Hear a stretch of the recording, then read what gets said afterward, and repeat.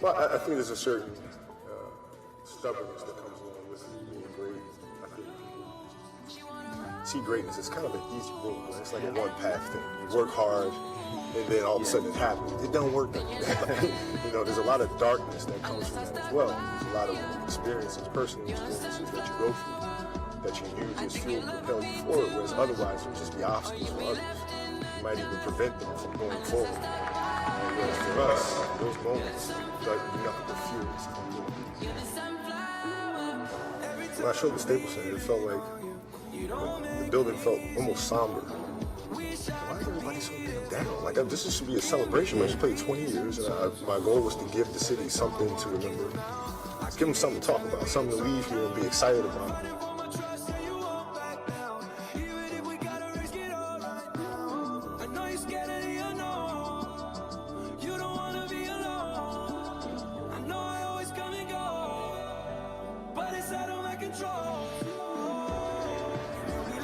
Such a long journey, so many ups and downs, and so many sacrifices for my family and me working hard. I think your love would be too much.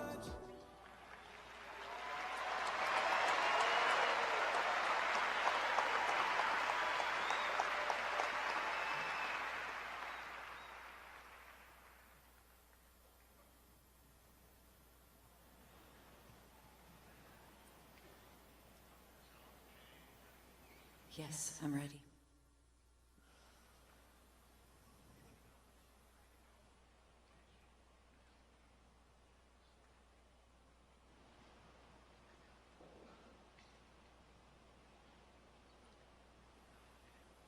Good morning, and welcome to the celebration of life for Kobe and Gianna Bryant and their friends, John, Carrie, and Alyssa Altabelli, Sarah and Peyton Chester, Christina Mauser, and Ara Zabayan. On behalf of Vanessa and the entire Bryant family, we thank you for your thoughts and prayers during this difficult time and appreciate your love in coming to celebrate the life of these remarkable individuals. While this is a memorial event, the word celebration is very much a part of its purpose. And while we ask you to respect the solemnity of the occasion, we must not forget to celebrate the lives of Kobe, Gianna, and their friends. There is no doubt that he would have wanted that. To begin this event, a very close friend of the Bryant family is here to show her love and support to Vanessa and all the families here today. Please welcome Beyonce Knowles Carter.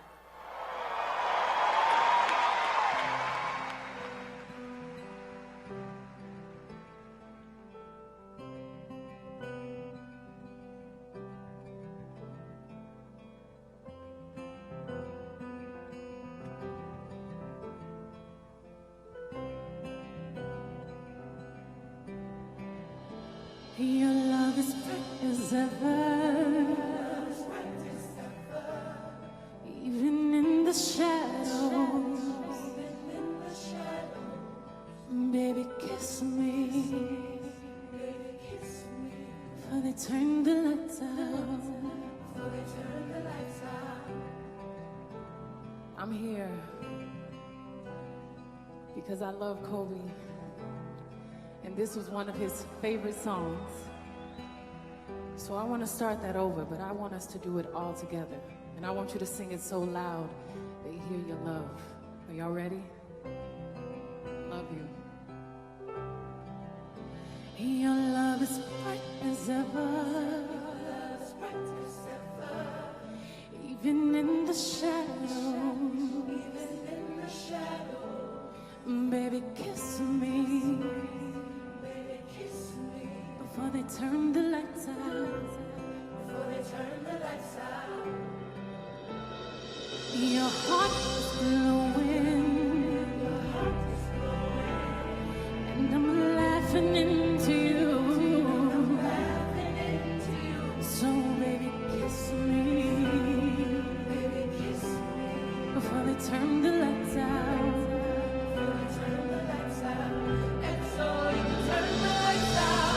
In the darkest night hour, in the darkest night hour, I search through the crowd,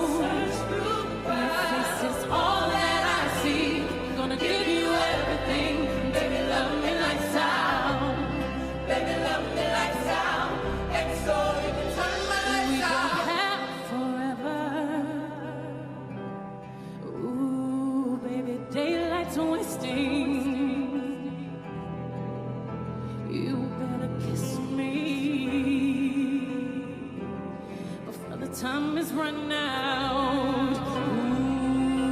Ooh, yeah. Nobody sees what we see. We're just hopelessly gazing. You better take me when they turn the lights out. By the time it run out, baby, let me lights out. In the darkest night hour, in the darkest night hour, I search through the crowd. Your face is all that I see. I'm gonna give you everything. Baby, love me lights out. Baby, love me lights out. XO, you turn my lights out. You love me like an XO. I love you like an XO. Just kiss me, boy, XO. You love me like an XO. All I ever see.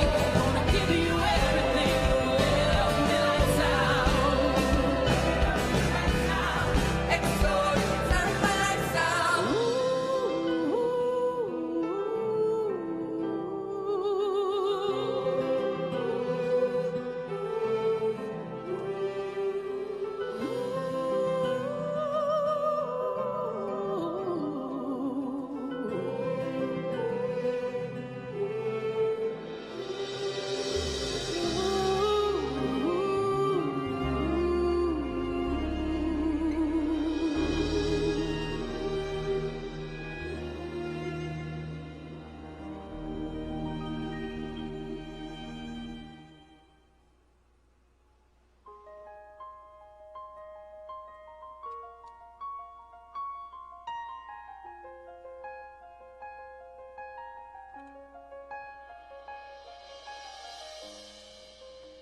Remember those walls I built? Baby, they tumbling down. They didn't even put up a fight. They didn't even make a sound. I found a way to let you in, but I never really had a doubt. Standing in the light of your halo.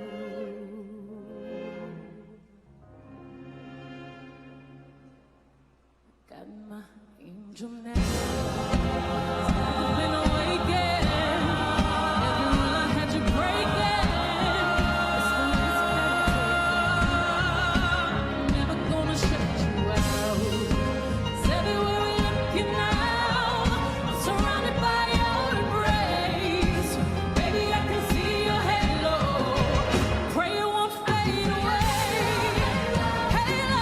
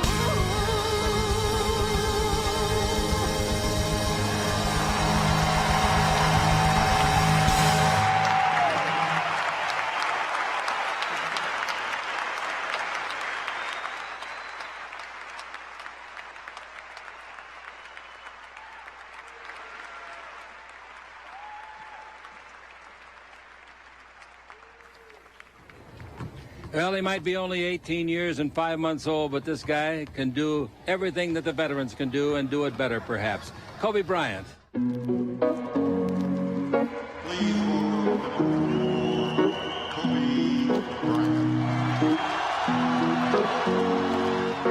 Here's to the ones that we got.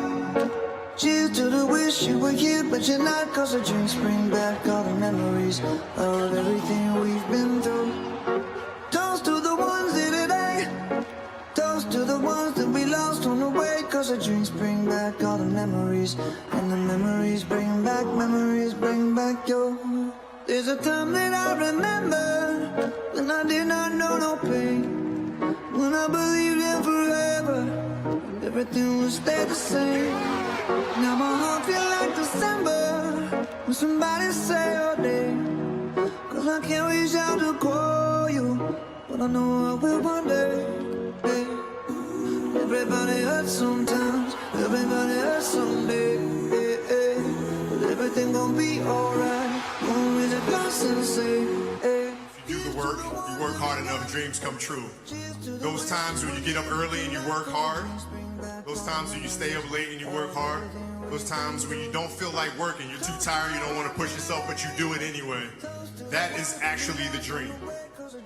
That's the dream. It's not the destination, it's the journey.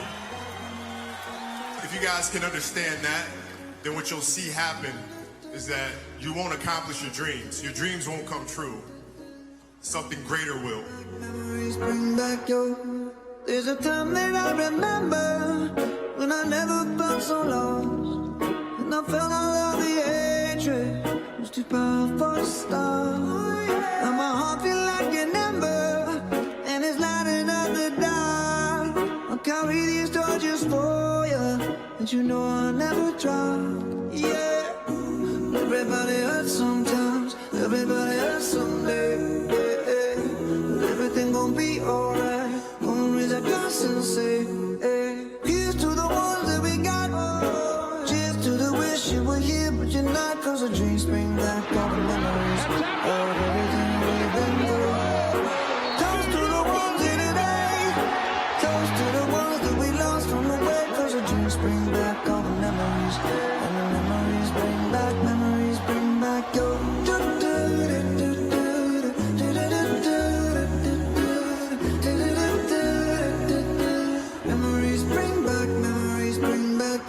You guys will always be in my heart. I sincerely appreciate it. No words can describe how I feel about you guys. Thank you from the bottom of my heart. I love you guys. I love you guys. Memories bring back your. What can I say? Mamba out.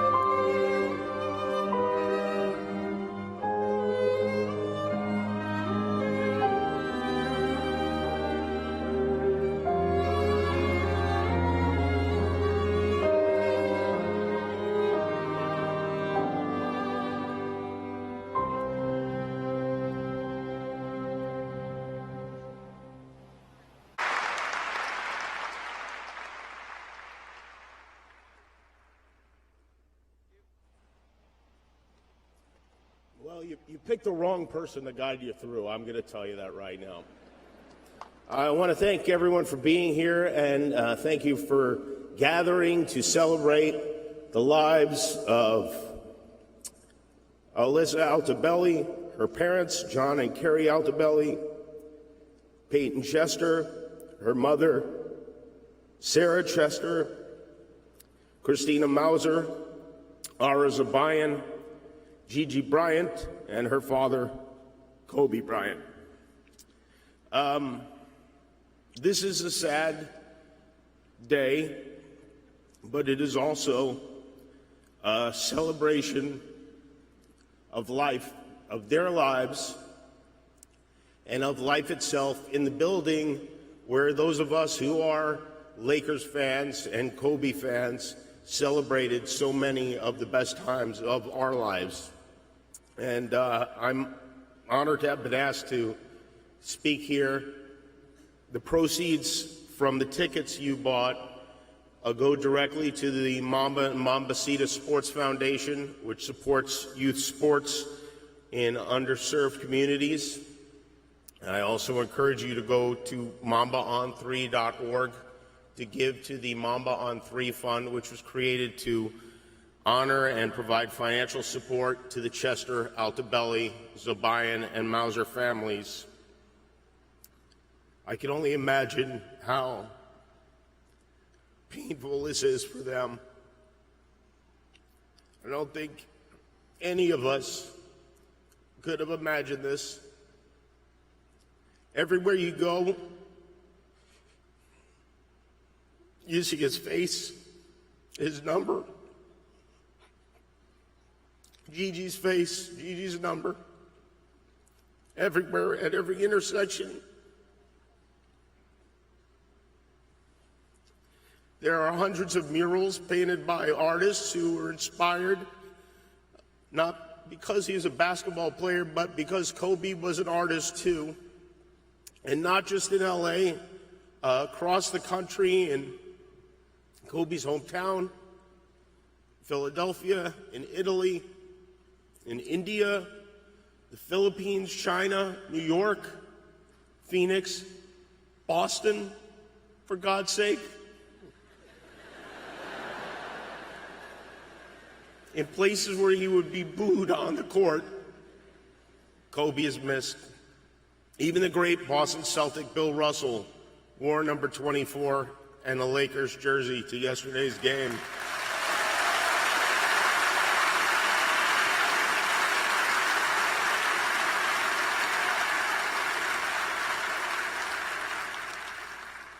I knew he would come to us eventually.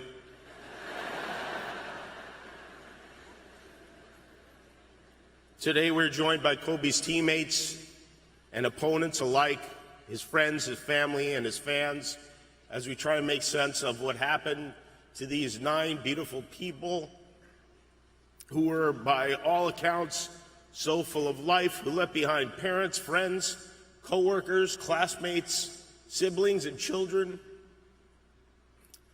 I've been trying to come up with something positive to take away from this, and it was hard because there isn't much, but the best thing I think I was able to come up with is this: gratitude. It seems to me that all we can do is be grateful for the time we had with them and for the time we have left with each other, and that's all. In the Catholic Church, which the Bryant family is part of, at Mass, we share the sign of peace. This is a moment to hug or shake hands with people around you, and it occurred to me that that is something that only seems to happen at church and at sporting events, when perfect strangers who love the same team are suddenly hugging and high-fiving and celebrating together. And so, since we are here today to celebrate, I'd like to invite you right now to take a moment to say hello to the people around you, whether you know them or not, to be grateful for life and for the fact that we are all here together.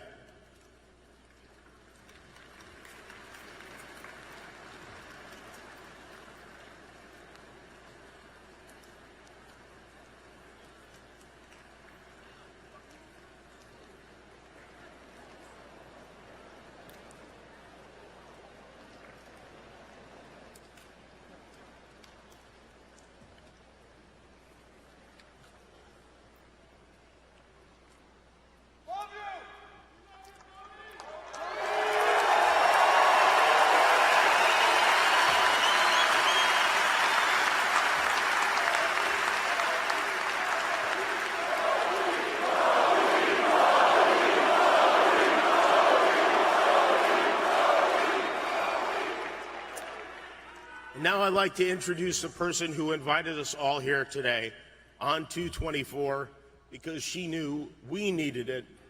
And we cannot celebrate the lives of Kobe and Gigi and all the people we lost without honoring the woman that Kobe and Gigi loved most. Please welcome Vanessa Bryant.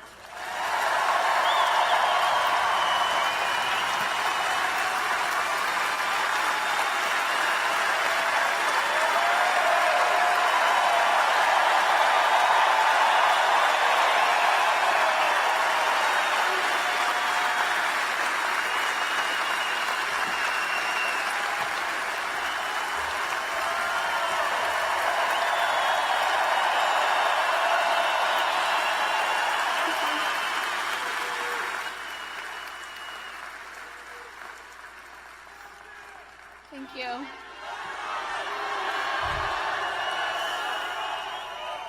Thank you all so much for being here. It means so much to us.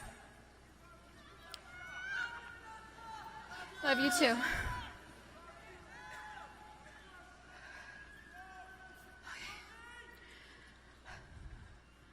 First, I'd like to thank everyone for coming today. The outpouring of love and support that my family has felt from around the world has been so uplifting. Thank you so much for all your prayers. I'd like to talk about both Kobe and Gigi, but I'll start with my baby girl first. My baby girl.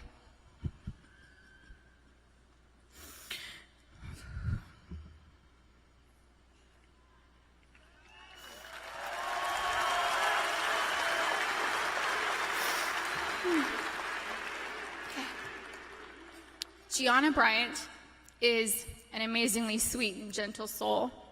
She was always thoughtful. She always kissed me goodnight and kissed me good morning.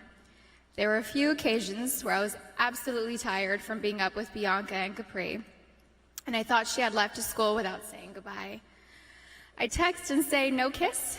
And Gianna would reply with, "Mama, I kissed you, but you were asleep and I didn't want to wake you." She knew how much her morning and evening kisses meant to me, and she was so thoughtful to remember to kiss me every day. She was Daddy's girl, but I know she loved her mama, and she would always tell me and show me how much she loved me. She was one of my very best friends. She loved to bake. She loved putting a smile on everyone's face. Last August, she made a beautiful birthday cake for her daddy. It had fondant and looked like it had blue agate crystals. Kobe's birthday cake looked like it was professionally decorated. She made the best chocolate chip cookies. She loved watching cooking shows and cupcake wars with me, and she loved watching Survivor and NBA games on TV with her daddy. She also loved watching Disney movies with her sisters. Gigi was very competitive like her daddy, but Gianna had a sweet grace about her. Her smile was like sunshine. Her smile took up her entire face, like mine. Kobe always said she was me. She had my fire, my personality, and sarcasm. But she was tender and loving on the inside. She had the best laugh. It was infectious. It was pure and genuine. Kobe and Gianna naturally gravitated towards each other. She had Kobe's ability to listen to a song and have all the lyrics memorized after listening to the song a couple of times. It was their secret talent. She was an incredible athlete. She was great at gymnastics, soccer, softball, dance, and basketball. She was an incredible dancer too. She loved to swim, dance, do cartwheels, and jumps into our swimming pool, and Gigi loved her TikTok dances. Gigi was confident, but not in an arrogant way. She loved helping and teaching other people things. At school, she offered the boys' basketball coaches to help give the boys' basketball team some pointers, like the triangle offense. She was very much like her daddy, and that they both liked helping people learn new things and master them. They were great teachers. Gigi was very sweet. She always made sure everyone was okay. She was our shepherd. She always kept our family together. She loved family traditions. Family movie night and game night on vacations were important to her. Gigi always looked out for everyone. She was very much in tune with our feelings and wanted the best for us. Gianna was smart. She knew how to read, speak, and write Mandarin. She knew Spanish. She had great grades and kept them up, all while becoming an incredible basketball player. She was president of School Spirit on student council. She was director's assistant for her school play, just like her big sister. She was looking forward to graduating 8th grade and moving on to high school with her big sister, Natalia. I'm so happy she was given the opportunity to know that she was accepted to the same high school. She was really happy. Gianna made us all proud, and she still does. Gianna never tried to conform. She was always herself. She was a nice person, a leader, a teacher, wearing a white tee, black leggings, a denim jacket, white high-top Converse, and a flannel tied around her waist with straight hair was her go-to style.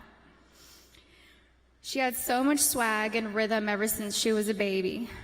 She gave the best hugs and the best kisses. She had gorgeous soft lips like her daddy. She would hug me and hold me so tight.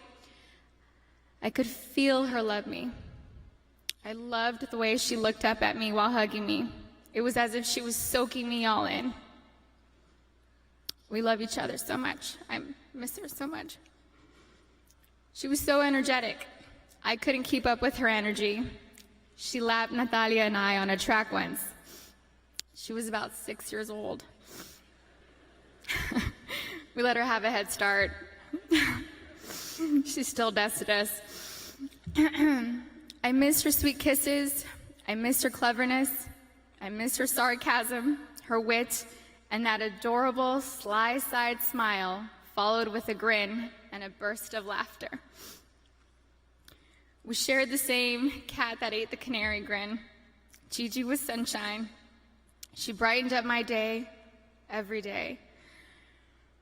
I miss looking at her beautiful face. She was always so good, a rule follower. I knew I could always count on her to do the right thing. She was the most loving daughter, thoughtful little sister, and silly big sister.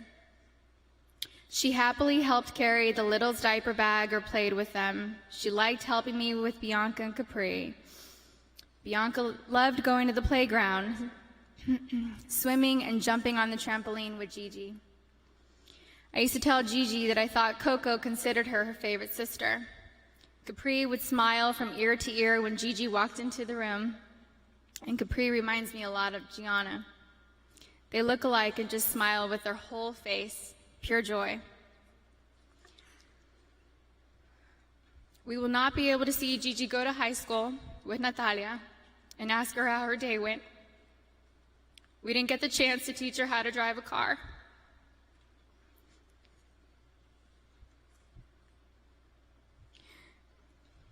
I won't be able to tell her how gorgeous she looks on her wedding day.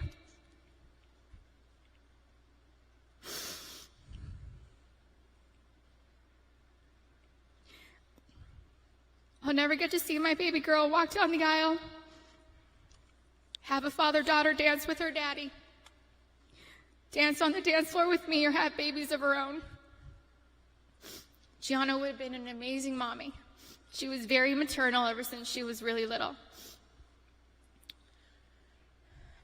Gigi would have most likely become the best player in the WNBA.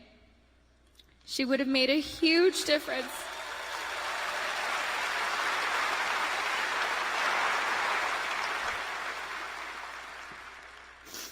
She would have made a huge difference for women's basketball. Gigi was motivated to change the way everyone viewed women in sports. She wrote papers in school defending women and wrote about how the unequal pay difference for the NBA and WNBA leagues wasn't fair. And I truly feel she made positive changes for the WNBA players now, since they knew Gigi's goal was to eventually play in the WNBA. I'm still so proud of Gianna. She made a difference and was kind to everyone she met in the 13 years she was here on Earth. Her classmates shared many fond memories about Gianna with us, and those stories reminded me that Gianna loved and showed everyone that no act of kindness is ever too small to make a difference in someone's life. She was always, always, always considerate of others and their feelings.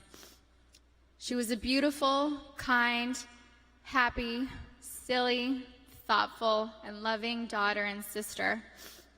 She was so full of life and had so much more to offer this world. I cannot imagine life without her. Mommy, Natalia, Bianca, Capri, and Daddy love you so much, Gigi. I will miss your sweet handmade cards, your sweet kisses, and your gorgeous smile. I miss you, all of you, every day. I love you.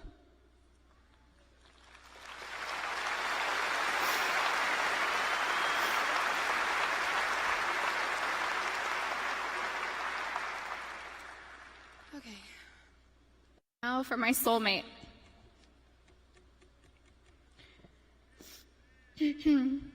Kobe was known as a fierce competitor on the basketball court. The greatest of all time, a writer, an Oscar winner, and the Black Mamba.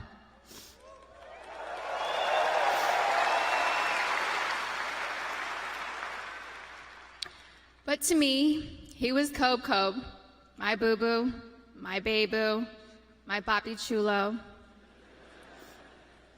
I was his Vivi, his principesa, his reina, his queen mamba, and his Visky, Maniski, Fabuliski. I couldn't see him as a celebrity, nor just an incredible basketball player. He was my sweet husband and the beautiful father of our children. He was mine. He was my everything. Kobe and I have been together since I was 17 and a half years old.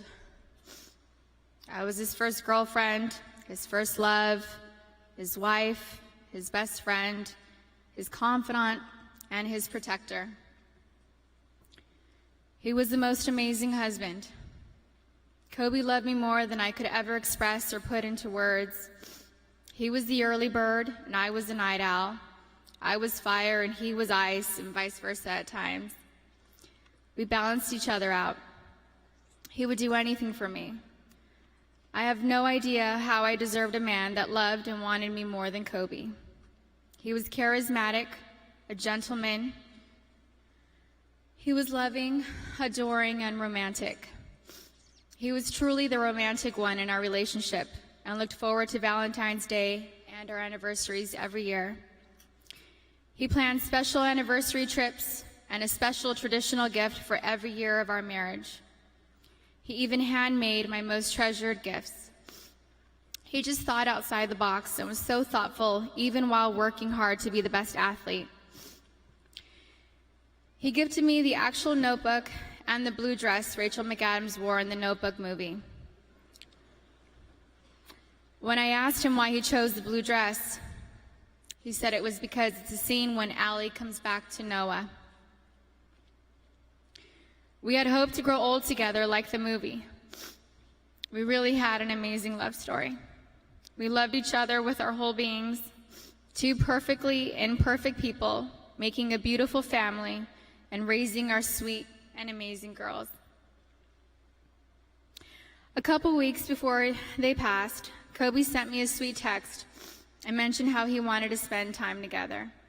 Just the two of us, without our kids, because I'm his best friend first. We never got the chance to do it. We were busy taking care of our girls and just doing our regular, everyday responsibilities. But I'm thankful I have that recent text. It means so much to me. Kobe wanted us to renew our vows. He wanted Natalia to take over his company, and he wanted to travel the world together. We had always talked about how we'd be the fun grandparents to our daughter's children. He would have been the coolest grandpa. Kobe was the MVP of girl dads, or MVD. He never left the toilet seat up. He always told the girls how beautiful and smart they are. He taught them how to be brave and how to keep pushing forward when things get tough. And when Kobe retired from the NBA, he took over dropping off and picking up our girls from school, since I was at home pregnant with Bianca and just recently home nursing Capri. When Kobe was still playing, I used to show up an hour early to be the first in line to pick up Natalia and Gianna from school, and I told him he couldn't drop the ball once he took over. He was late one time, and we most definitely let him know that I was never late. So he showed up 1 hour and 20 minutes early after that. He always knew there was room for improvement and wanted to do better. He happily did carpool and enjoyed spending time in the car with our girls. He was a doting father, a father that was hands-on and present. He helped me bathe Bianca and Capri almost every night. He would sing them silly songs in the shower and continue making them laugh and smile as he lathered them in lotion and got them ready for bed. He had magic arms and could put Capri to sleep in only a few minutes. He said he had it down to a science, 8 times up and down our hallway. He loved taking Bianca to Fashion Island and watch her play in the koi pond area, and loved taking her to the park. Their most recent visit to the koi pond was the evening before he and Gigi passed. He shared a love of movies and the breakdown of films with Natalia. He enjoyed renting out theaters and taking Natalia to watch the newest Star Wars movie or Harry Potter films. And they would have movie marathons, and he enjoyed every second of it. He loved your typical tearjerkers, too. He liked watching Stepmom, Steel Magnolias, and Little Women. He had a tender heart. Kobe somehow knew where I was at all times, specifically when I was late to his games. He would worry about me if I wasn't in my seat at the start of each game, and would ask security where I was at the first timeout of the first quarter.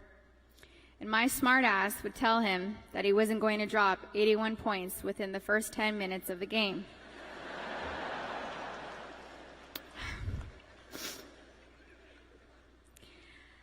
I think anyone with kids understands that sometimes we can't make it out the door on time. And eventually he was used to my tardiness and balled out.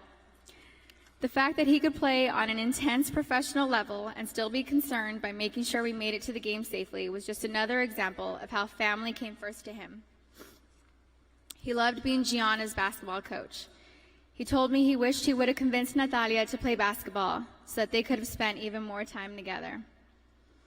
But he also wanted her to pursue her own passion. He watched Natalia play in a volleyball tournament on her birthday, on January 19th. And he noticed how she's a very intelligent player. He was convinced she would have made a great point guard with her vision of the court. And he told me that he wanted Bianca and Capri to take up basketball when they get older so he could spend just as much time with them as he did with Gigi. And Kobe always told Bianca and Capri that they were going to grow up and play basketball and mix their ass up. Now they won't have their daddy and sister here to teach them, and that is truly a loss I do not understand. But I'm so thankful Kobe heard Coco say, Dada. He isn't going to be here to drop Bianca and Capri off at pre-K or kindergarten. He isn't going to be here to tell me to get a grip V when we have to leave the kindergarten classroom, or show up to our daughter's doctor's visits for my own moral support. He isn't going to be able to walk our girls down the aisle or spin me around on the dance floor while singing PYT to me. But I want my daughters to know and remember the amazing person, husband, and father he was. The kind of man that wanted to teach the future generations to be better and keep them from making his own mistakes. He always liked working and doing projects to improve kids' lives. He taught us all valuable lessons about life and sports through his NBA career, his books, his show Detail, and his Punies podcast series. And we're so thankful he left those lessons and stories behind for us. He was thoughtful and wrote the best love letters and cards, and Gigi had his wonderful ability to express her feelings into paper and make you feel her love through her words. She was thoughtful like him. They were so easy to love. Everyone naturally gravitated towards them. They were funny, happy, silly, and they loved life. They were so full of joy and adventure.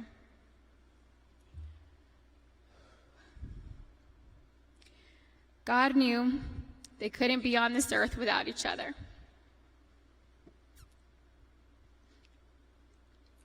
He had to bring them home to heaven together. Babe, you take care of our Gigi. And I got Nani, Bibi, and Coco. We're still the best team. We love and miss you, Boo Boo and Gigi. May you both rest in peace and have fun in heaven until we meet again one day. We love you both and miss you forever and always. Mommy.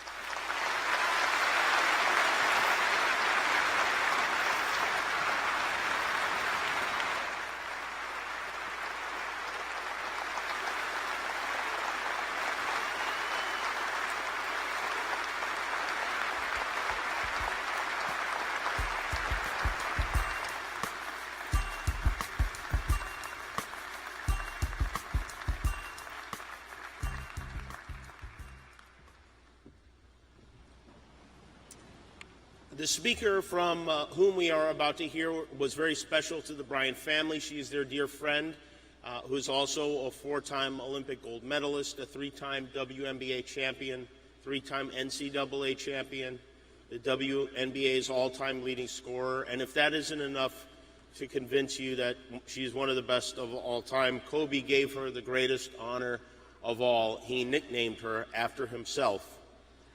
Please welcome the White Mamba, Diana Taurasi.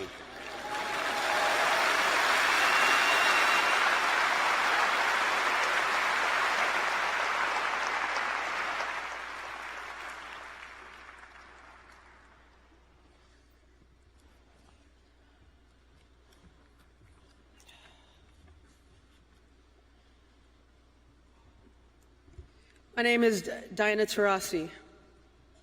Thanks, Jimmy, you stole my first joke. I am the White Mamba.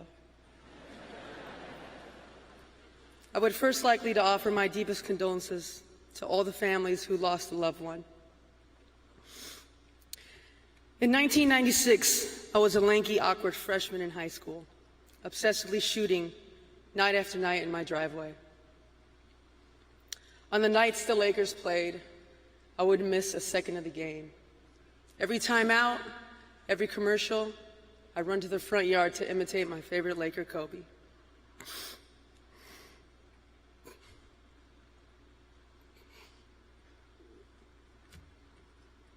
On a few lucky occasions, my dad would come home from work. He was a metal sheet worker in Los Angeles. And he'd come home with Laker tickets. Watching Kobe play at the Great Western Forum as a rookie made this little girl believe she could be a Laker one day. It was like getting to know myself every single day. He made it okay to play with an edge. That time with Kobe at the 2008 Olympics, I learned firsthand that it just wasn't limited to the basketball court. His competitive fire ran through his veins, just like many of us today. Every single workout, I end the same way, with the Kobe game winner. 3 hard dribbles going right, left foot plant pivot, swing right leg through, elevate, square up, follow through. 5 in a row and I got to go home. It's that exact same shot that won us a championship in Phoenix in 2014. Kobe's willingness to do the hard work and make the sacrifice every single day inspired me and resonated with the city of Los Angeles. We struggled together, we grew together, we celebrated victories together. The same passion we all recognized in Kobe, obviously, Gigi inherited. Her skill was undeniable at an early age. I mean, who has a turn-away fadeaway jumper at 11? LeBron barely got it today.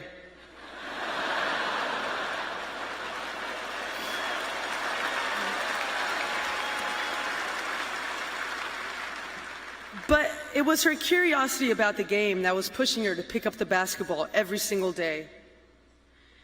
Gigi was in the midst of the best times as a basketball player's career. No responsibilities, no expectations, just basketball with your best friends.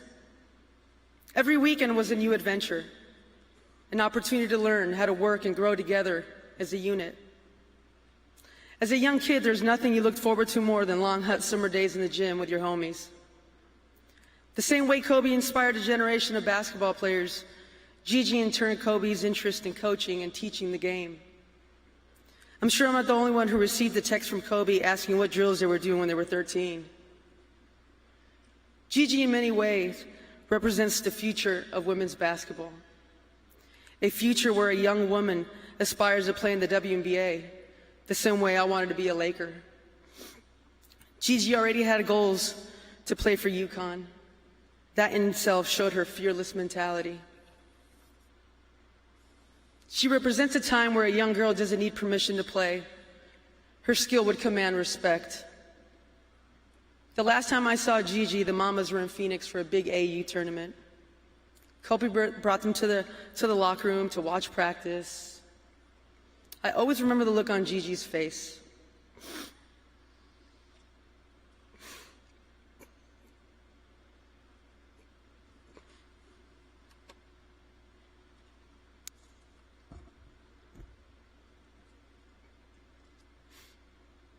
It was a look of excitement, a look of belonging, a look of fierce determination.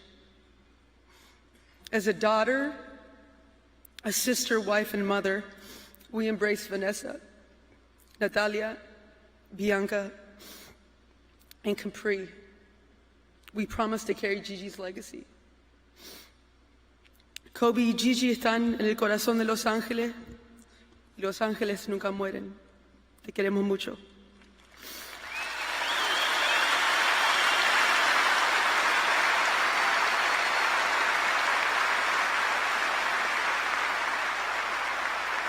Just as her father was to our next speaker was to Gianna.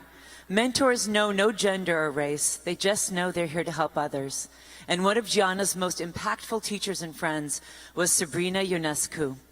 Following her appearance here this morning, she'll fly back to the Bay Area to face Stanford, undoubtedly with thoughts of her time here ever present in her mind. Please welcome NCAA all-time leader in points, assist, and three-point field goals, Sabrina Ionescu.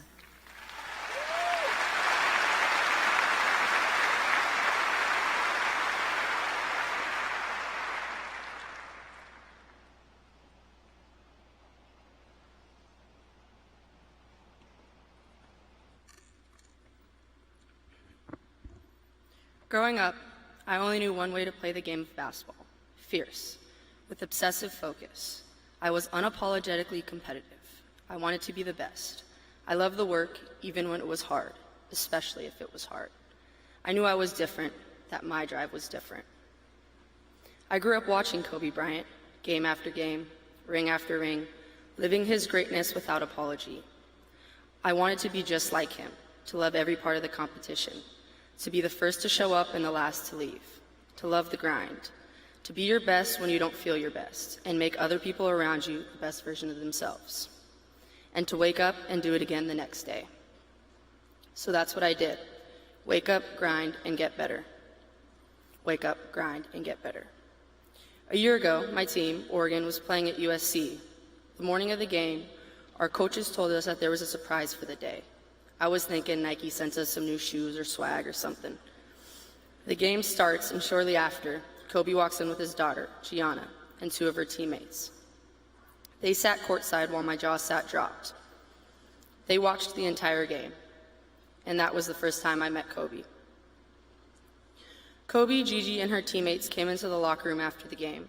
He congratulated us on the win that day in our season up to that point, but said, and I'll never forget, "Don't shoot yourselves in the foot." He meant don't settle, to keep grinding, control what you can. The national championship wasn't far, and our goal was to win it all. I remember Gigi, excited and smiling in the locker room. I'd always watch a ton of film of her playing basketball. She had a fadeaway better than mine. I asked her where she wanted to play ball in college, and she said UConn.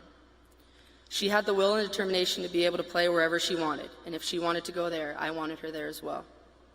She and her teammates hung out with us for a while, starstruck and a little shy, but always observing. Whichever school she would come to choose, it didn't matter. If I represented the present of the women's game, Gigi was the future, and Kobe knew it. So we decided to build a future together. I worked out twice with Gigi over the summer. I'd gone down to help Kobe coach his team. Gigi had so much of her dad's skill set. You could tell the amount of hours they spent in the gym, practicing her moves. She smiled all the time, but when it was game time, she was ready to kill. Her demeanor changed almost instantly when the whistle blew. I remember one time someone grabbed her jersey and she sort of just knocked him down and then stepped right over him. Me and Kobe looked at each other, smiling, and he goes, "I don't know where she learned that from." I laughed and said, "I do." You can't teach that, and definitely not at her age. Kobe was right. She had it. I love watching how hard she worked and how much her teammates loved her, but also her own desire to be great. She always wanted to learn, to go to every game she could. College, NBA, WNBA, Kobe was helping her with that because he saw it in her, just like he saw it in me. His vision for others is always bigger than what they imagine for themselves. His vision for me was way bigger than my own. More importantly, he didn't just show up in my life and leave. He stayed.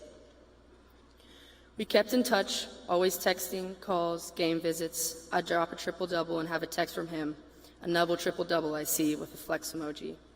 Another game, another text. Yo, beast mode, or easy money.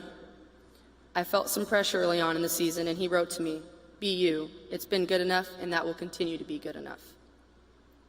He taught me his step back. He told me that if I could bring that to my game, it'd be over for any defender trying to guard me.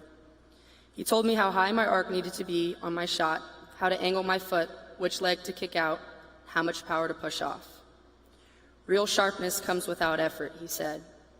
He was giving me the blueprint. He was giving Gigi the same blueprint. He united us. He made it so that the outsiders who outworked everyone else, who were driven to be just a little bit different every single day, to make those around them, behind them, and above them a little bit better every single day. And they weren't the exception. They were the rule. I wanted to be a part of the generation that changed basketball for Gigi and her teammates, where being born female didn't mean being born behind, where greatness wasn't divided by gender. You have too much to give to stay silent. That's what he said. That's what he believed. That's what he lived. Through Gigi, through me, through his investment in women's basketball. That was his next great act, a girl dad. Basketball in many ways was just a metaphor. I still text him even though he's not here. Thank you for everything. The rest is for you. Rest easy, my guy. The last one I sent him said, "I miss you. May you rest in peace, my dear friend." The texts go through, but no response. It still feels like he's there on the other end, that the next time I pick up my phone, he would have hit me back. Sometimes I find myself still waiting. It's so strange to describe him or Gigi in the past tense. You don't get used to that. No one tells you that about grief. The week after the accident, I was in Colorado. I had a game, and like I do before every game, I prayed. This time I was thinking about Kobe and Gigi. His voice is still in my head, even if his body is not on this earth. And all I wanted was a sign that in some way he still heard me too. I looked off into the sky, and there it was, a beautiful golden sunset, the boldest yellow, Lakers yellow, and further in the distance, a helicopter. There was my sign that he will forever be with me. I heard his voice in my head, the last line from one of his books. Walk until the darkness is a memory and you become the sun on the next traveler's horizon. Today may feel like darkness. He was, in so many ways, a sun, beaming, radiating, fixed in the sky. I ask each of you, every girl dad, every human here with a voice, a platform, and a heart, to not let his sun set. Shine for us, for our sport where he once did. Invest in us with the same passion and drive and respect and love as he did his own daughter. In the end, she was a sun just starting to rise, and God did she glow. May their light forever shine. Kobe and Gigi, I'll love you forever. Thank you.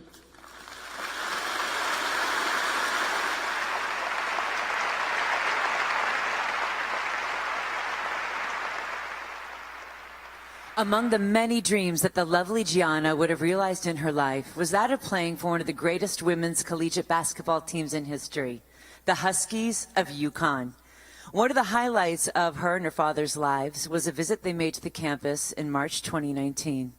Here today to speak on his friendship with both of them is the 11-time NCAA championship coach of the Huskies, Geno Auriemma.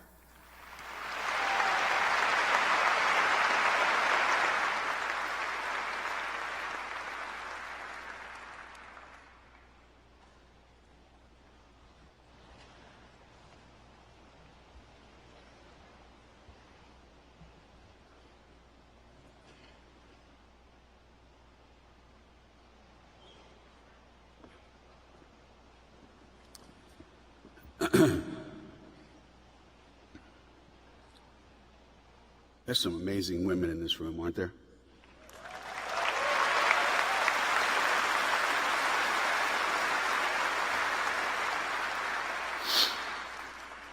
And you just heard from three of them. I'm Geno Auriemma, and I'm the coach of the UConn women's basketball program.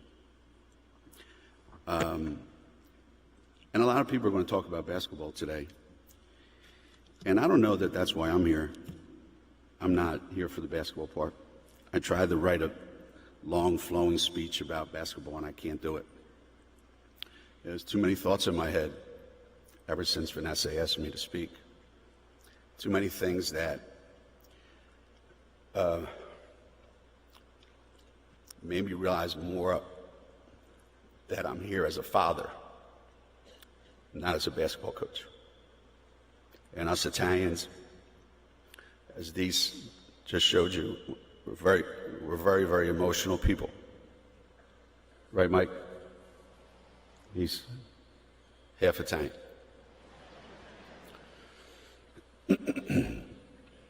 So the thoughts that I started to have after I was asked to speak were obviously about all the people that were on board. And if you're a father, a grandfather, you feel a different kind of emotion when there are children involved. Because this is always about the children. We've lived our lives. We have a little bit left. They're just starting their lives. And then my next thought came to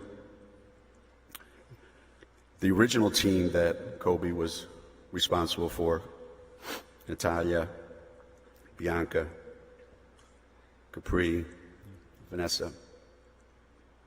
Because we're always teammates, you know? We're always on a team. Sometimes it's a big team, sometimes it's a small team. And that's the most important team.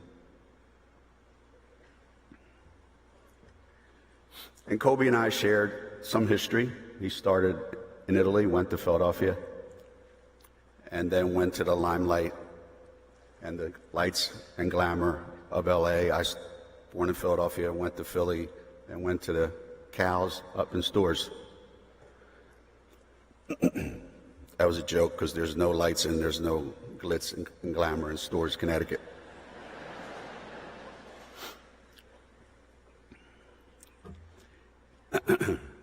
how ironic that he would talk to me about coaching. The uncoachable one wants to talk about coaching. Probably the most uncoachable player in the NBA during his career wants to know about coaching. And I wanted to know why. He said, I'm coaching my daughter's team. I said, oh my God, that poor kid. So when I watched highlights of her playing, and on about the third or fourth time she touched the ball, Gianna passed it when she was open. I thought, she's not listening to her father.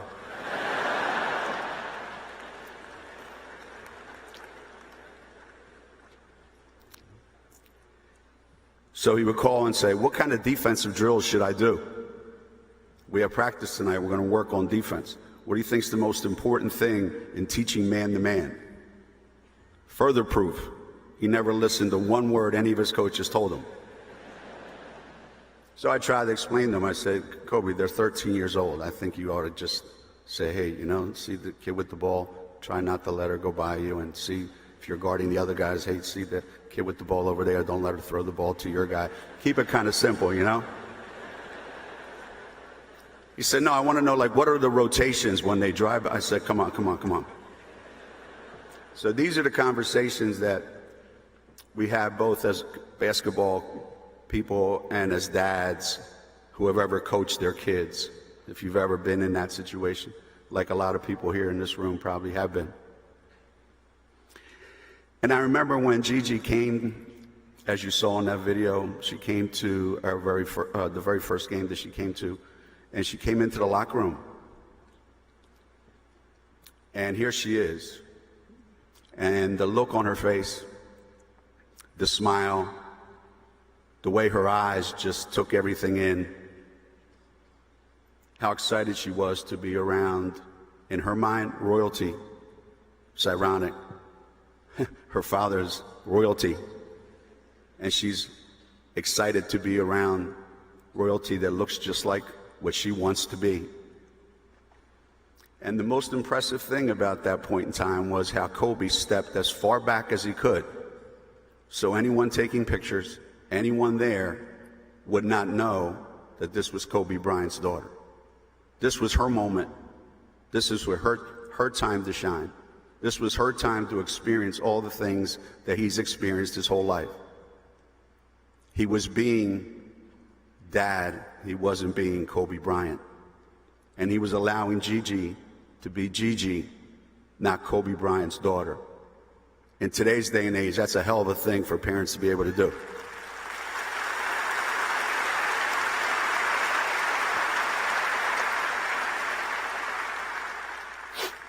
I'm going to leave you with just two things. We got a letter. Oh, I got to tell you about, you didn't see it, but she did meet the Oregon Ducks women's basketball team. And they all gathered around and said, you want to take a picture? And everybody ran over, and Gigi goes, nah, I'm good. She knew where her heart was. And you know that little sarcasm, I'm good. And when they came to UConn and they sat behind the bench, and there's dad bringing his daughter to a game, and they have their shirts on, and she's got this coat on, and she has her hat on, and she's just a little kid at a game. And again, I felt more like a dad than I felt as a basketball coach, because I've done that with my kids. And lastly, number 24, number 8, and number 2. Those are basketball numbers. Those are numbers in the past. Those are numbers that we're not going to get back. What we do have is today how many numbers of kids like Diana have been inspired to do more, to work harder, to strive for more. And the numbers we also don't have is how many numbers of kids in the future, how many women are going to be inspired by Gigi's life? How many fathers are inspired by Kobe to be fathers, to really be fathers, the way a father's supposed to be?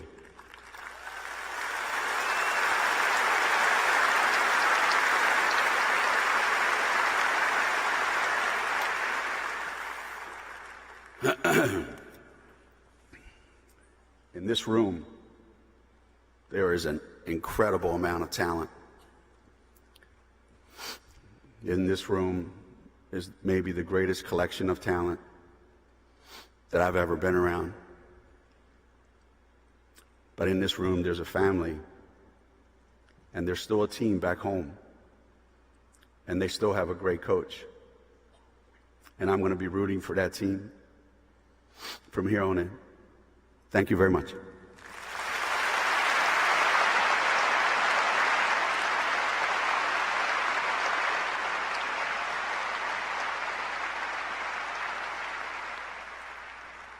Los Angeles Lakers.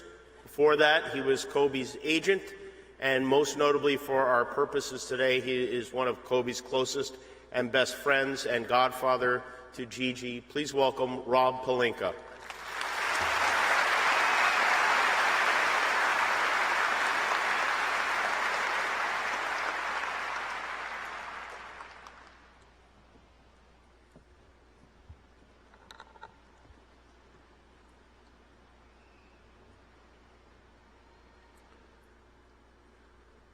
The world knows Kobe as a basketball legend, but I've been blessed for 20 years to know him as so much more.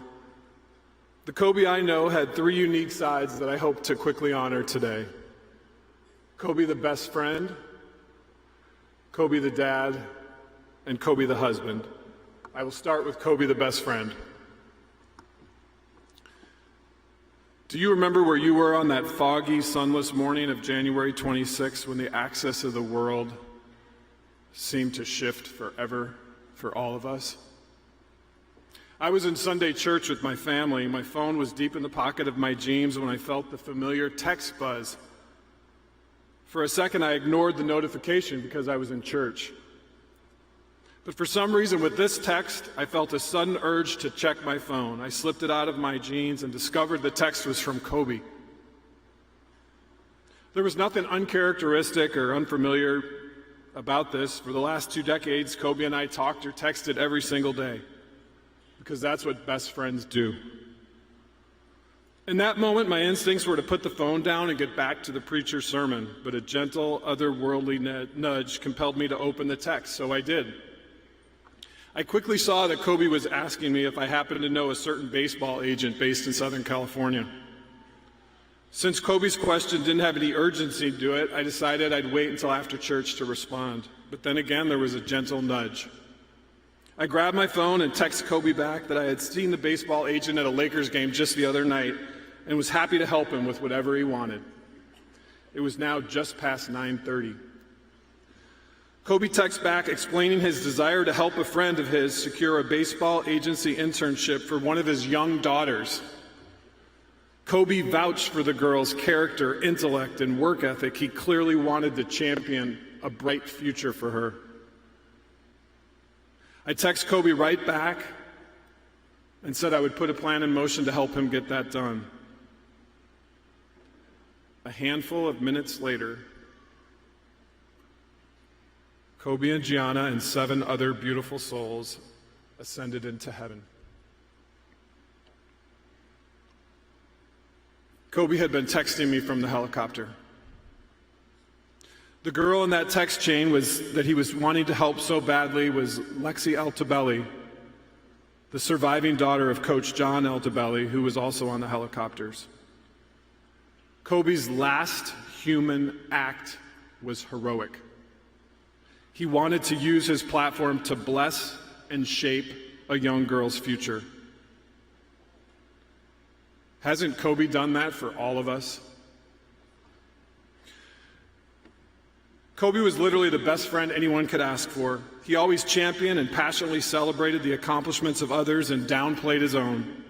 The man who had won multiple NBA titles, MVPs, and an Oscar would buzz with excitement when someone he loved would reach even a simple goal.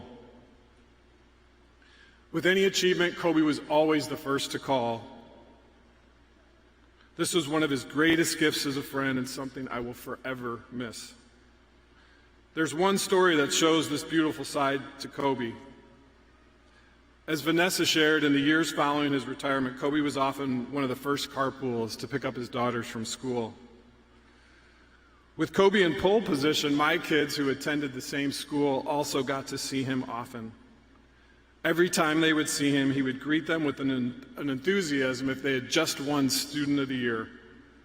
The other day, my 9-year-old daughter, Emery, had big tears in her eyes because she was so badly missing Uncle Kobe and Gigi. When I asked her why, she said, "Daddy, whenever Kobe would see me, he would run to me and scoop me up in his giant arms and raise me high above his head. Kobe always made me feel like I was queen of the world." Kobe had a depth of care for people that is unparalleled. He made every moment magical, as if it was living a fantasy novel. This was the case when my family and the Bryants went on a camping, or I should say glamping trip to Montana. We canoed and rode horses, went fly fishing and river rafting, and rode on a stagecoach to a campfire dinner under the stars. At each turn, Kobe made everything an adventure, especially for the kids. And of course, with all the wilderness activities we did, they had to be done to the nth degree. If it was fly fishing, we had to learn to tie our own flies and fish standing in the stream with heavy wader boots on. No shortcuts. Kobe's enthusiasm and joy for all things life made that trip one for a lifetime.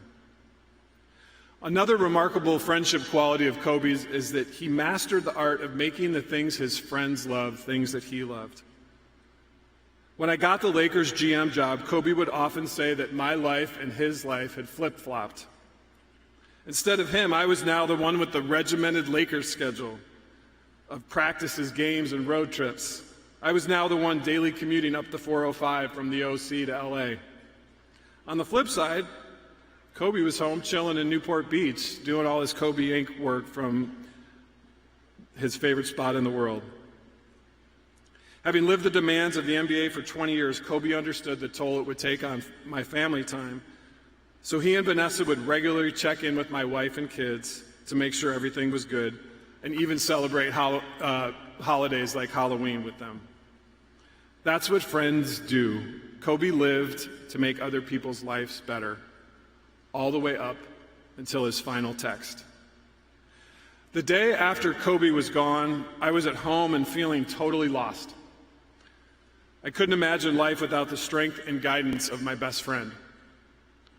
As part of my grieving, I felt an overwhelming need to connect with something tangible that represented our friendship, a picture, a voicemail, something that Kobe left behind. My wife reminded me of the Wizenard book Kobe authored and had recently given to me.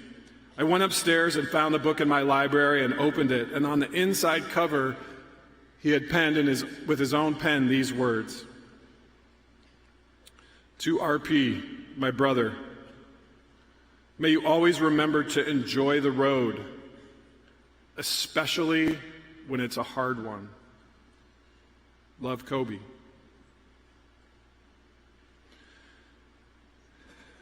Kobe wrote these words to me just a few months ago. Now I realize that perhaps they were meant for us all. Kobe, my brother, this road is so hard, and I don't know how to journey on without you.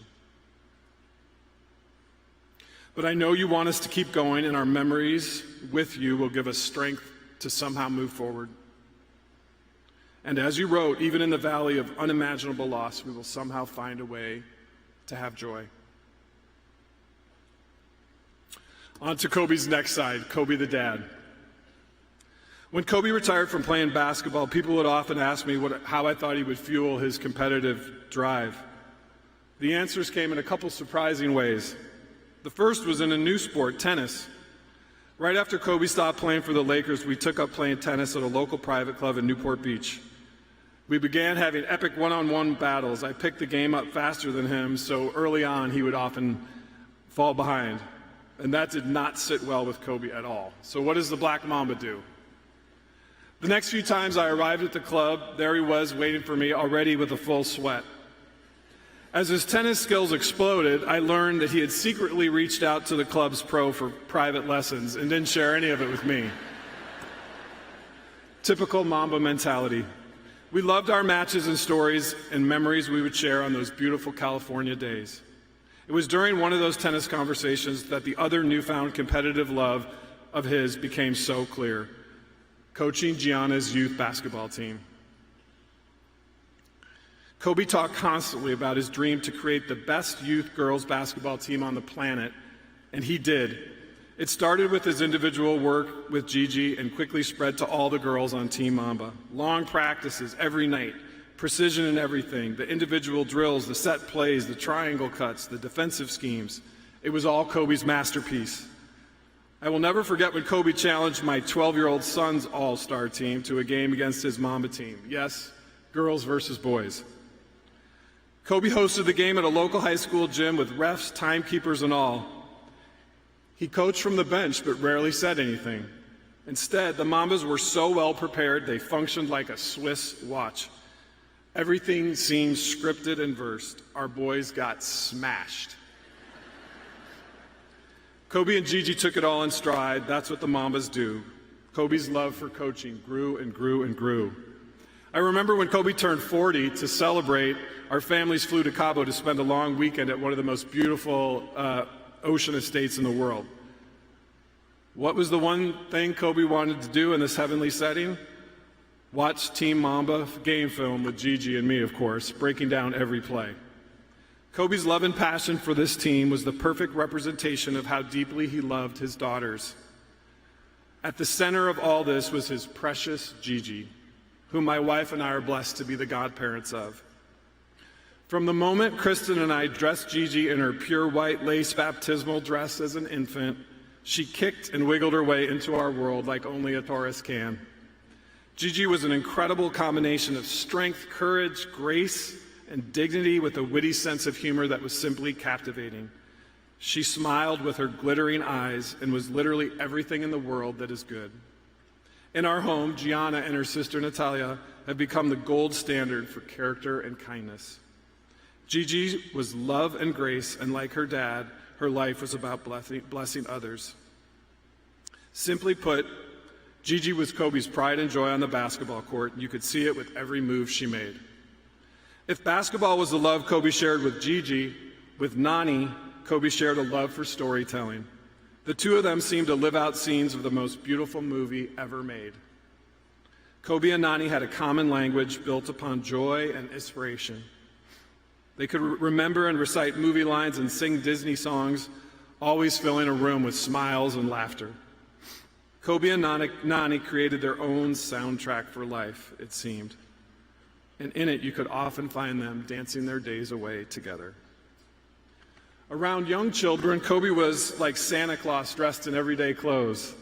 Kobe had an unmatched energy to ignite kids and make them smile and laugh and love. In my years as his agent, I was told he was one of the most granted Make-A-Wish celebrities of our generation. When Kobe met a Make-A-Wish kid, it was as if heaven came down to the real world. This exuberant sense of play captured the way Kobe would love and father his daughter, Bibi. Like Kobe, Bibi is a child of wonderment. Every moment of Bibi seems born out of joy and excitement and awe. And Kobe had an ability to enter into that world with her.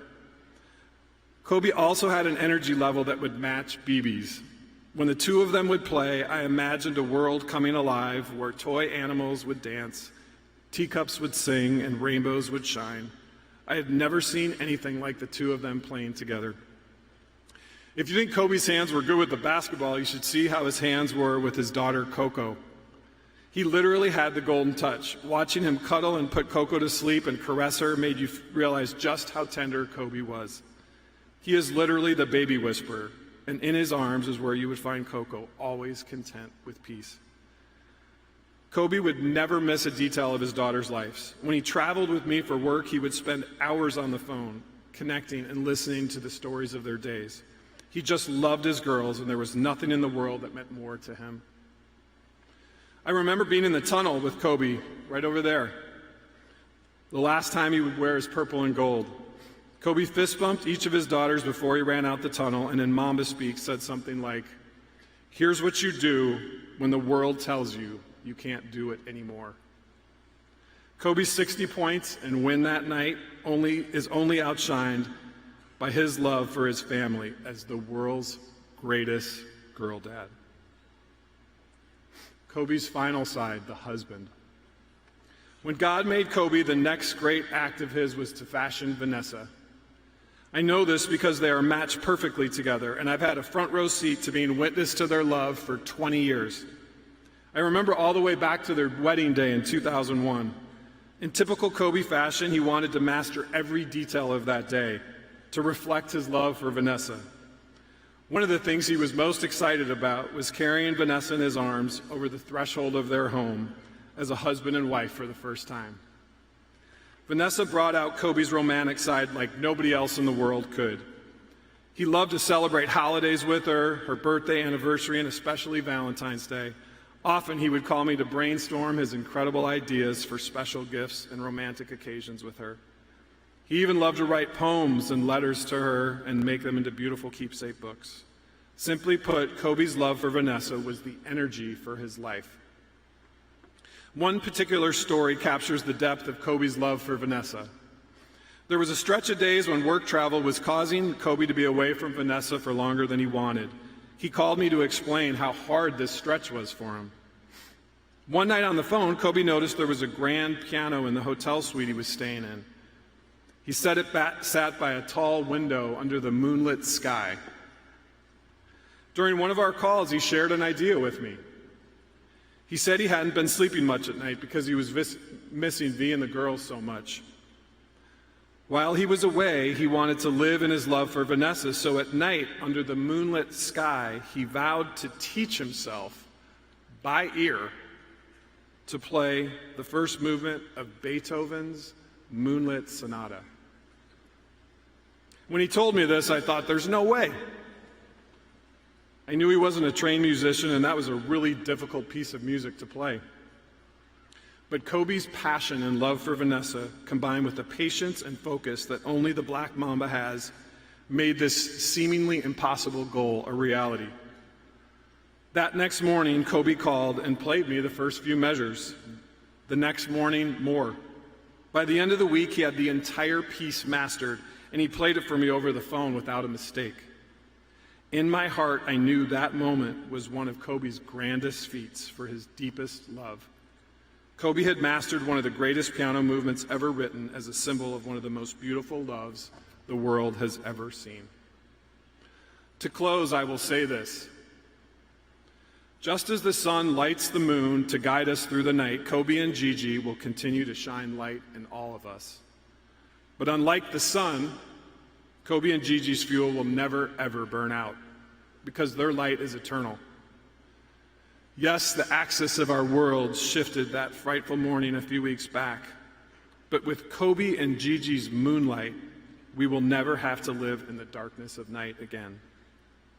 We will all journey on until one day we will be in heaven together again, and this time it will be forever. I love you, dear Kobe and precious Gigi.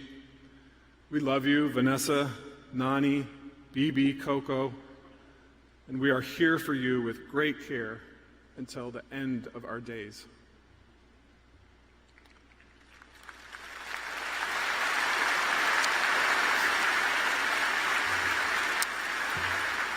Ladies and gentlemen, in a moment, here to play tribute with her own version of Beethoven's Moonlit Sonata, Miss Alicia Keys.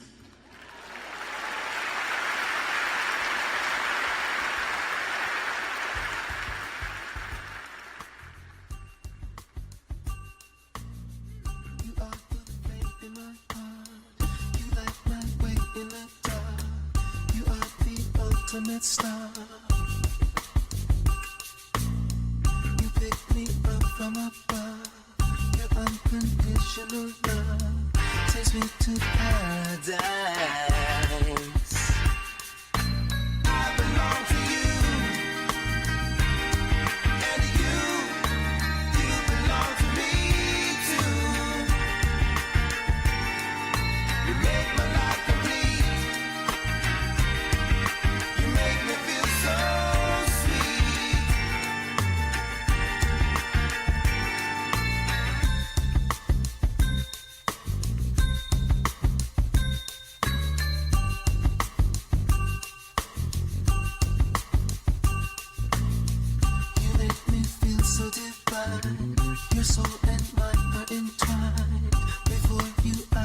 blind. But since I've opened my eyes, and with you there's no disguise, so I could open up my mind. I always loved you from the start, but I could not figure out that I had to do it every day.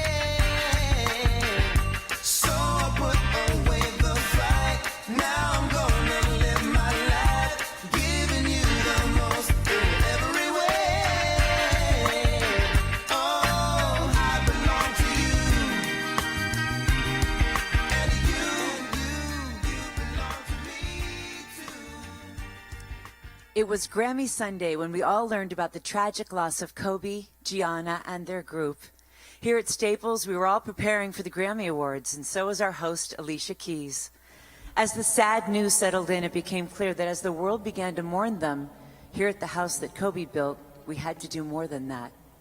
And thanks to the inner strength of Alicia Keys, she became a messenger of comfort to the people gathered here on that evening, as well as to the rest of the world. She's here tonight to perform one of Kobe and Vanessa's favorite musical numbers, the immortal Moonlight Sonata by Beethoven. Please welcome Alicia Keys.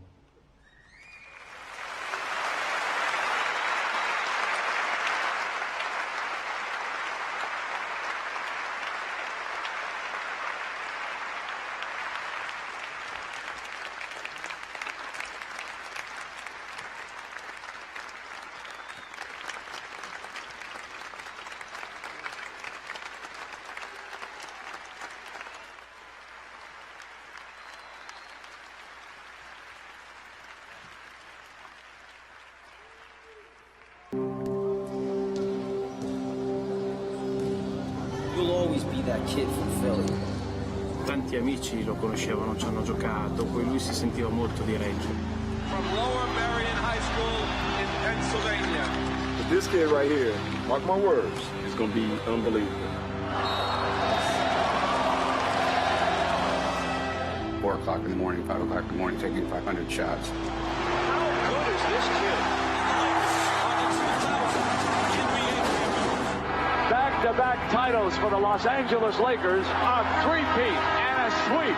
Your 4th NBA championship. The LA Lakers, the 2010 NBA champions. And that was the first time I knew of your greatness. You would think about what should I do to motivate this guy, this guy, this guy. 81-point game. Olympic champion, the United States of America. Falls down, and he is hurting. But the Lakers beat him at the free throw line. Got it. A 60-point game. What an exit for number 24. And the Oscar goes to Dear Basketball. Tienes que trabajar cada día para ese sueño. He didn't just show up at games. He was deeply involved in that. Coaching young kids is the most important thing we can do. You couldn't have written this.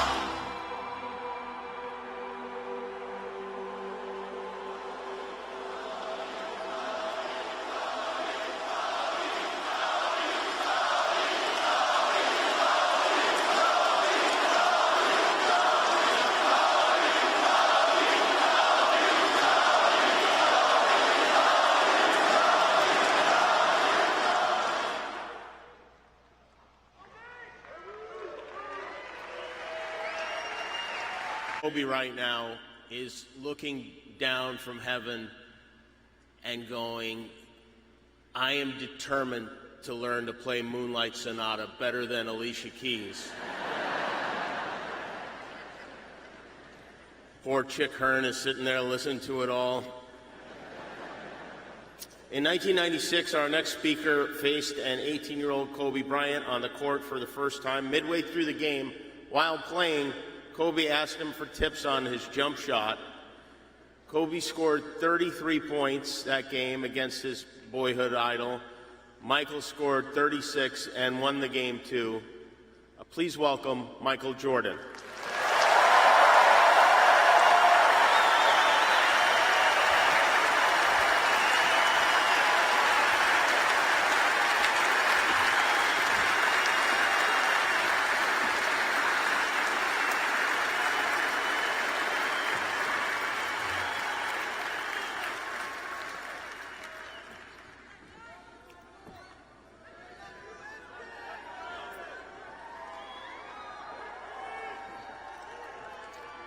I would say good morning, but it's afternoon. I'm grateful to Vanessa and the Bryant family for the opportunity to speak today.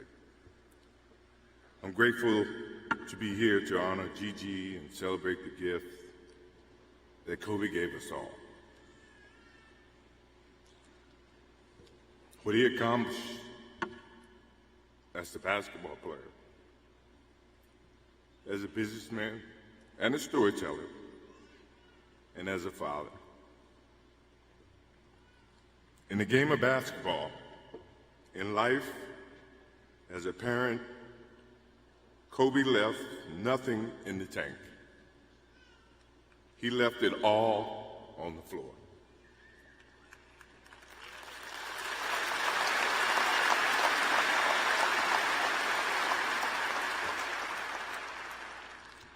Maybe it surprised people that Kobe and I were very close friends, but we were very close friends. Kobe was my dear friend. He was like a little brother. Everyone always wanted to talk about the comparisons between he and I just wanted to talk about Kobe.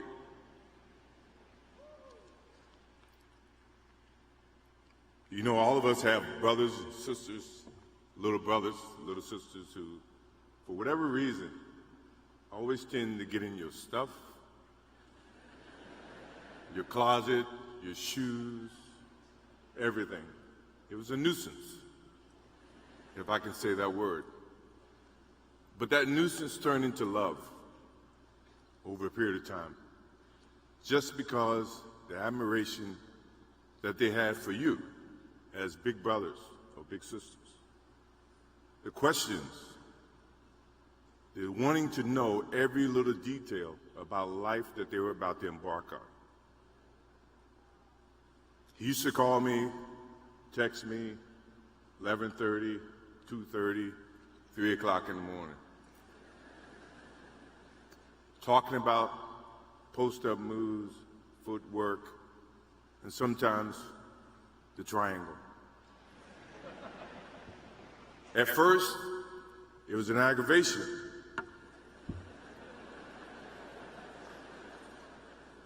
But then it turned into a certain passion. This kid had passion like you would never know. And it's an amazing thing about passion. If you love something, if you have a strong passion for something, you would go to the extreme to try to understand or try to get it. Either ice cream, Cokes, hamburgers, whatever you have a love for. If you have to walk, you would go get it. If you have to beg someone, you would go get it.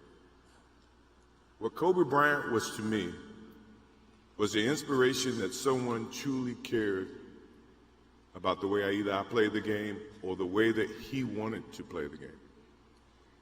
He wanted to be the best basketball player that he could be. And as I got to know him, I wanted to be the best big brother that I could be.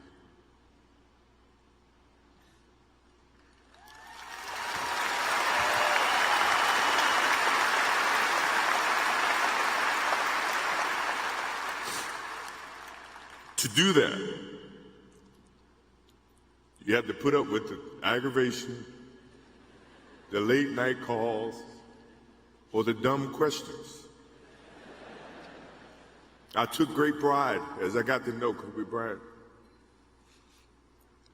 that he was just trying to be a better person, a better basketball player. We talked about business. We talked about family. We talked about everything. And he was just trying to be a better person.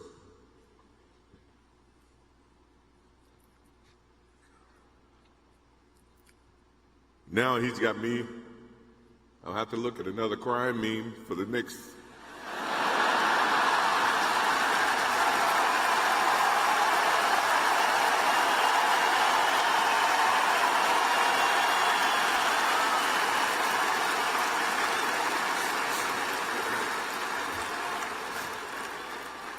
I told my wife I wasn't going to do this because I didn't want to see that for the next 3 or 4 years. That is what Kobe Bryant does to me. I'm pretty sure Vanessa and his friends all can say the same thing. He knows how to get to you in a way that affects you personally, even though if he's being a pain in the ass. But you ever have a sense of love for him and the way that he can bring out the best in you. And he did that for me. I remember maybe a couple of months ago, he sends me a text. And he's saying, I'm trying to teach my daughter some moves. And I don't know what I was thinking or what I was working on.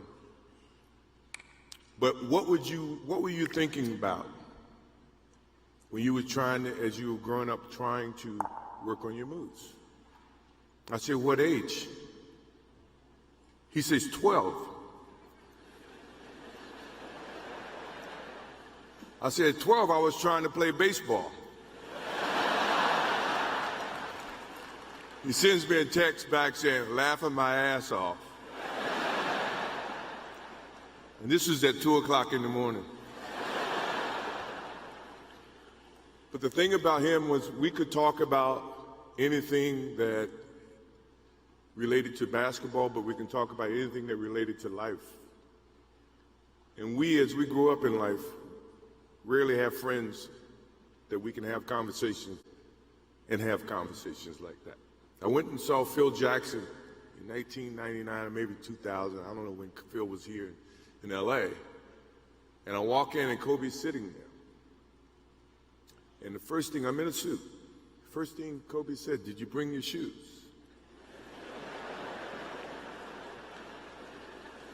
No, I wasn't thinking about playing. But his attitude to compete and play against someone he felt like he could enhance and improve his game with. To me, that's what I loved about the kid. Absolutely loved about the kid. No matter where he saw me, it was a challenge. And I admired him because his passion, you rarely see someone who's looking and trying to improve each and every day, not just in sports, but as a parent, as a husband.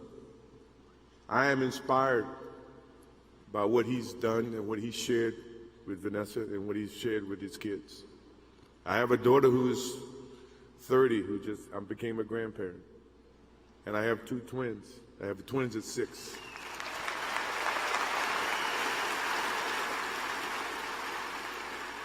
I can't wait to get home to become a girl dad and to hug them and to see the love and the smiles that they bring to us as parents.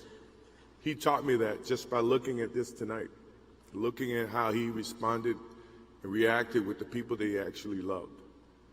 These are the things that we will continue to learn from Kobe Bryant. To Vanessa, Natalia, Bianca, Capri, my wife and I will keep you close in our hearts and our prayers. We will always be here for you, always. I also want to offer our condolences and support to all the families affected by this enormous tragedy. Kobe gave every last ounce of himself to whatever he was doing. After basketball, he showed a creative side to himself that I didn't think any of us knew he had. In retirement, he seemed so happy. He found new passions, and he continued to give back as a coach in his community. More importantly, he was an amazing dad, amazing husband, who dedicated himself to his family and who loved his daughters with all his heart. Kobe never left anything on the court. And I think that's what he would want for us to do. No one knows how much time we have. That's why we must live in the moment. We must enjoy the moment.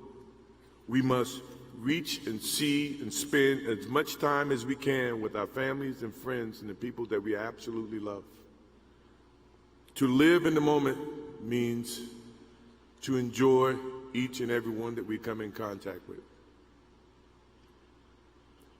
When Kobe Bryant died, a piece of me died. And as I look in this arena and across the globe, a piece of you died, or else you wouldn't be here. Those are the memories that we have to live with and we learn from. I promise you, from this day forward, I will live with the memories of knowing that I had a little brother that I tried to help in every way I could. Please, rest in peace, little brother.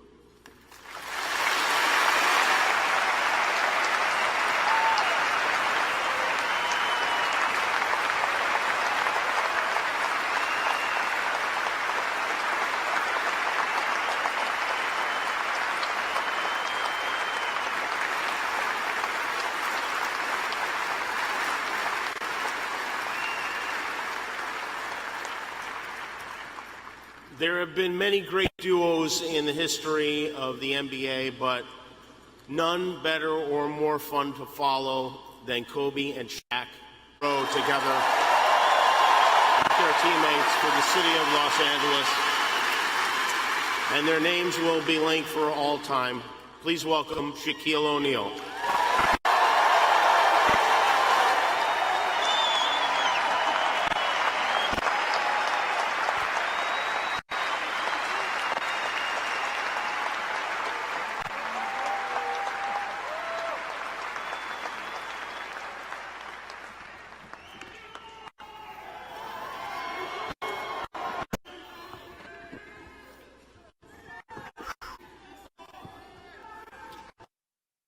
Imagine speaking foundation, son and brother.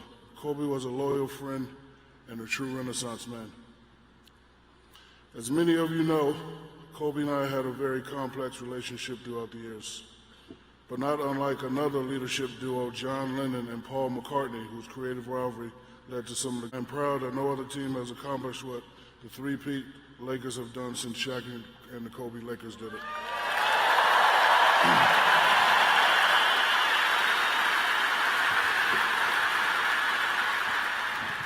And yes, sometimes like immature kids, we argued, we fought, we bantered or insulted each other with offhanded remarks, our feud. But make no mistake, even when the folks thought we were on bad terms, when the cameras were turned off, he and I would throw a wink at each other and say, let's go whoop some ass. We never took it seriously.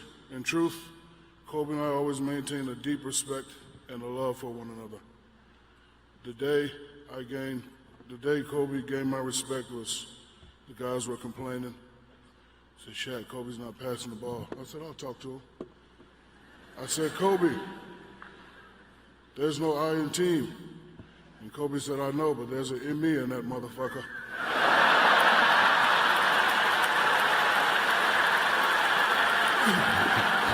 So I went back.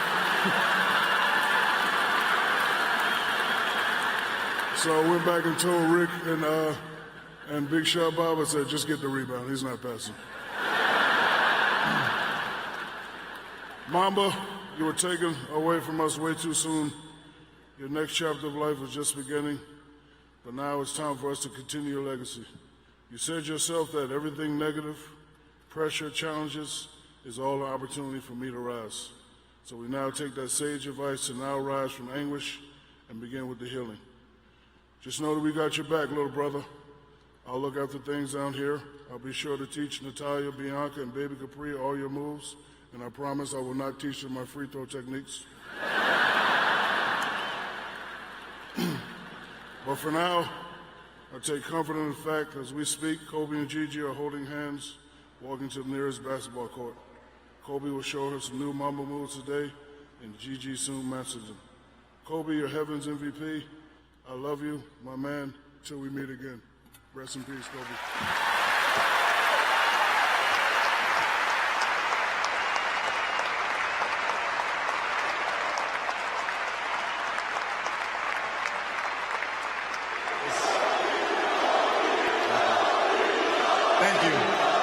Thank you so much for tonight.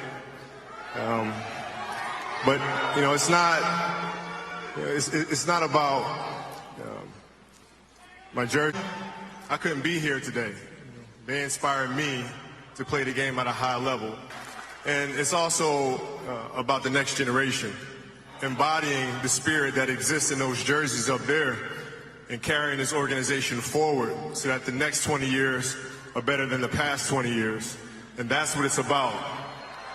And then it's also about the fans. Fans.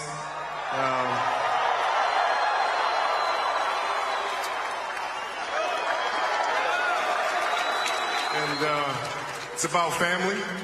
It's about my wife, Vanessa. You know, you guys don't know this, but my last game that we had here against the Utah Jazz, I was really tired. I got home and I was like, you know what? I don't know if I can do this thing. I got one more game left, but I don't have any legs. And she said, I want to show you something. I got a gift for you for your last game. And she proceeded to show me a row of retired jerseys from Baylor, from Magic, from Shaq, from Cap, all with personal messages signed to me, including from Michael Jordan, including from the great Bill Russell, including from the great Larry Bird. And when I saw that, I knew then that I had to turn it up. I had to turn it up. So thank you, baby, for being an inspiration to me. And lastly, our daughters, Natalia, Gianna, and Bianca. You know, I hope that tonight is not, you know, you guys know that, you know, if you do the work, you work hard enough, dreams come true.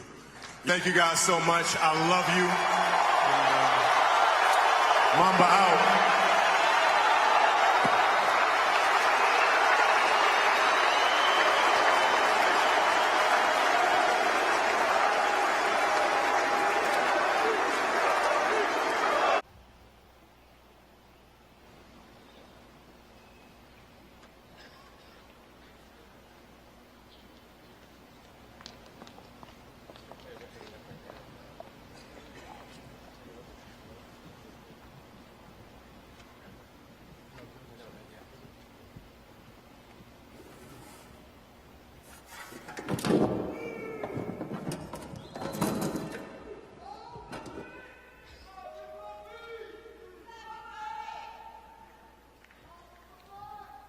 Gentlemen, please welcome six-time Grammy Award winner Christina Aguilera.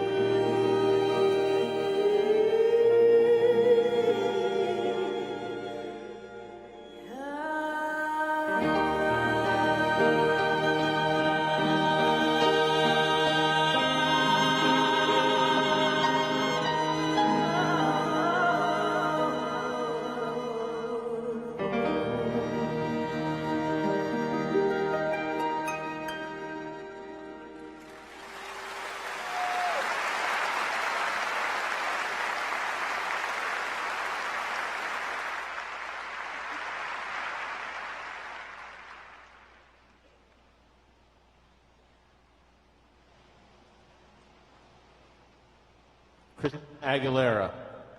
Thank you, Christina. That was beautiful. And in Italian as well. Thank you.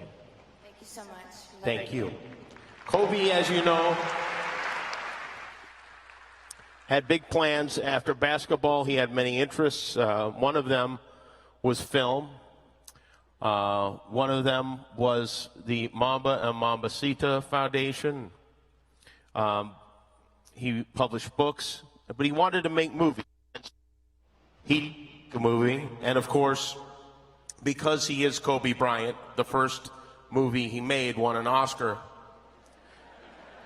And this is Kobe's Academy Award-winning film called Dear Basketball.